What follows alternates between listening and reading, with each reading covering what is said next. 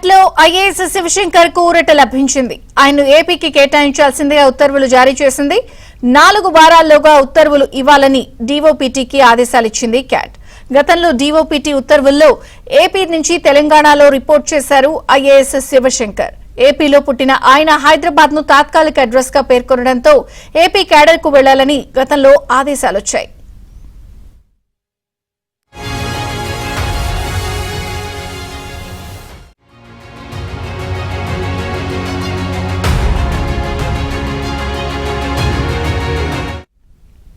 Cat లో IAS Shivshankar కు ఊరట లభించింది. మరింత సమాచారం మా ప్రతినిధి ప్రవీణ్ అందిస్తారు. ప్రవీణ్, ఇప్పటి వరకు ఏపీ క్యాడర్ లో కొనసాగినటువంటి ఐఏఎస్ అధికారి శివశంకర్ కు క్యాట్ లో ఊరట లభించిందని చెప్పాలి. గతంలో రాష్ట్ర విభజన తర్వాత ఐఏఎస్ అధికారి శివశంకర్ హైదరాబాద్ లోకల్ అడ్రస్ పెట్టడంతో విభజన సమయంలో ఐఏఎస్ లను ఆయా స్టేట్లకు క్యాడర్లు అలాట్ చేసి వారందరినీ కూడా పంపించినటువంటి పరిస్థితి కనపడుతుంది. అయితే ఈ నేపథ్యంలో డీఓపీటీ ఇచ్చినటువంటి ఆదేశాలను సవాల్ చేస్తూ క్యాట్ లో కూడా శివశంకర్ ఒక పిటిషన్ దాఖలు చేయడం జరిగింది. దానిపై పూర్తి స్థాయిలో విచారించిన డీఓపీటీకి కూడా క్యాట్ ఆదేశాలు ఇచ్చింది. 4 వారాల్లో ఏపీకి కేటాయిస్తూ ఉత్తర్వులు జారీ చేయాలంటూ కూడా డీఓపీటీకి క్యాట్ ఆదేశాలు ఇచ్చింది. గతంలో డీఓపీటీ ఉత్తర్వుల మేరకే ఏపీ నుండి తెలంగాణలో చేశాడు శివశంకర్. అయితే తను స్వస్థలం ఏపీ కాబట్టి తనను ఏపీకే కేటాయించాలంటూ కూడా పిటిషన్ లో స్పష్టంగా పేర్కోవడం జరిగింది. గతంలో కూడా సుప్రీంలో డీఓపీటీ ఇచ్చినటువంటి ఆదేశాలను సుప్రీంకోర్టులో సవాల్ చేసేటువంటి సమయంలో కూడా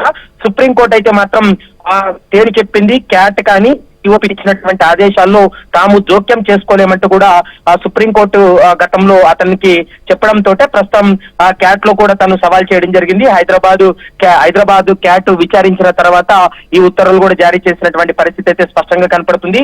4 వారాల్లో డీఓపీటీ నుంచి ఆదేశాలు వచ్చిన తర్వాత ఏపీ క్యాడర్ ఐఏఎస్ అధికారిగా కూడా తను కొనసాగేటువంటి అవకాశం అయితే కనపడుతుంది. విజయ చంద్రిక.